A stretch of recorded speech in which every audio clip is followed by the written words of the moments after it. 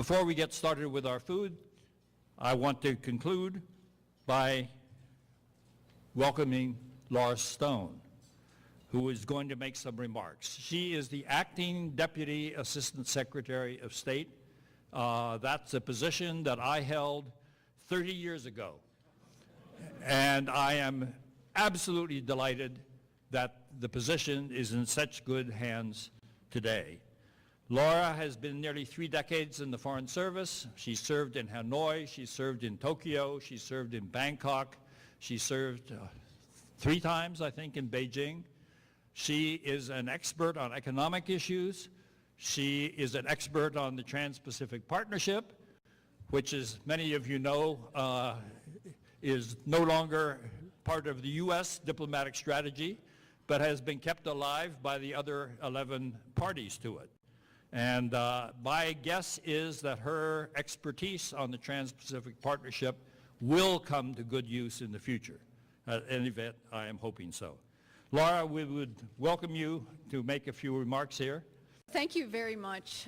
We've just come out of a really wonderful trip of the President of the United States to China. Thank you very much, Ambassador Roy. Good evening to all of you, and I'm so pleased to be here tonight. Like the Ambassador, the U.S.-China Policy Foundation has played such a valuable role in promoting greater understanding between the United States and China for decades now. And thank you for your efforts to support exchange between the United States and China through our policymakers, researchers, and our government officials. I'd especially like to thank the President of the U.S.-China Policy Foundation, Dr. I'm sorry, is it Chi or Chi? They didn't tell me. Chi, Dr. Chi Wang, and for your leadership. And I'd like to especially recognize Ambassador Baucus, who served as the U.S. Ambassador to China, Ambassador Cui Tiankai, who has served in Washington since 2013, and Mr. Charlie Jiang and Ms. Stella Lee for their important leadership of our business communities. So we have just come out of a very successful visit. And as you know, President Trump was thrilled with his reception in Beijing. It was a very important and successful state visit to China, and it was very clear that President Xi put great efforts into the events. They showed China's cultural and historical buildings to their best effect, and the mood was really spectacular. The President was incredibly impressed by the experience and by the courtesy shown to him. During the visit, President Trump, he emphasized that our relationship with China is essential to sustaining the prosperity and stability of a free and open Indo-Pacific region, and that by cooperating with each other, we can contribute to the safety and prosperity of the Chinese and the American peoples. President Trump and President Xi had candid and constructive conversations in Beijing on bilateral, regional, and global issues that affect both countries. They started out with a private dinner in the Forbidden City, and they had a performance of the Beijing opera, and then a traditional meal. It was really welcomed by the first family. Both presidents clearly share a sense that there's much we can do to achieve positive outcomes if we work together on key threats and problems. Building on their excellent rapport, President Trump and President Xi affirmed that by directly and frankly addressing issues where we have differences as well as in areas of cooperation, we can find ways to improve and strengthen our relationship. A key topic of discussion between our presidents was our continued joint effort to increase pressure on North Korea and to convince them to abandon their nuclear and missile programs. President Trump and President Xi affirmed their commitment to achieve a complete, verifiable, and irreversible denuclearization of the Korean Peninsula. They clearly stated that they will not accept a nuclear-armed North Korea. They also had a candid conversation about our economic relationship, and this was actually really interesting.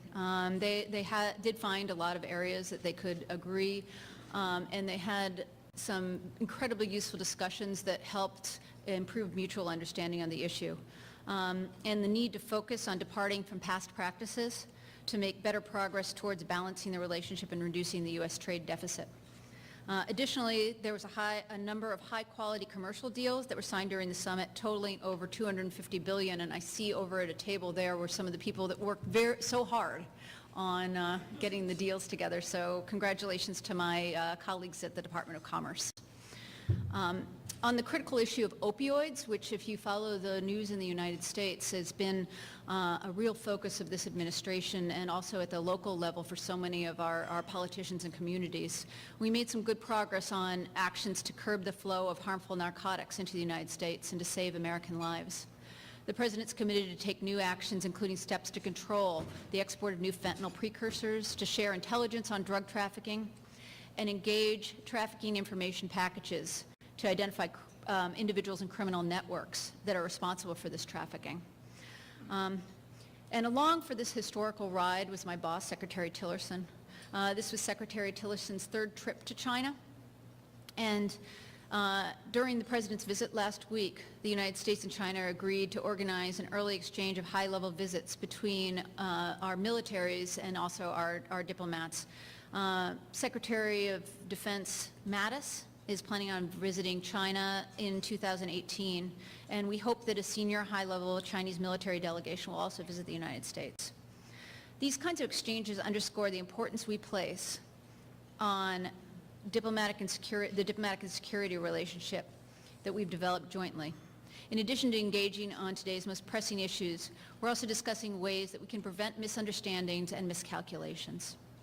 Last week, our leaders also discussed our respective positions on cyberspace, on outer space, and on nonproliferation.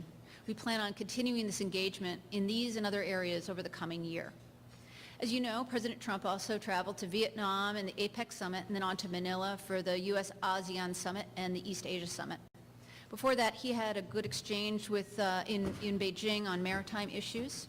And President Trump also committed to promote exchanges and understanding between our people, including through civil society organizations like the U.S.-China Policy Foundation.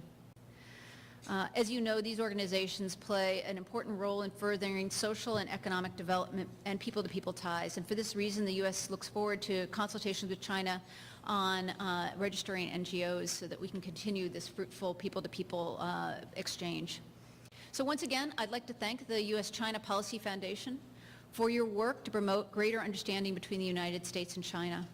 The contributions of the diplomatic, business, academic, and civil society communities represented here tonight are vital to our efforts to build constructive and results-oriented relationships and ensure that our two peoples can learn to live together for the next 50 years and beyond. Thank you very much.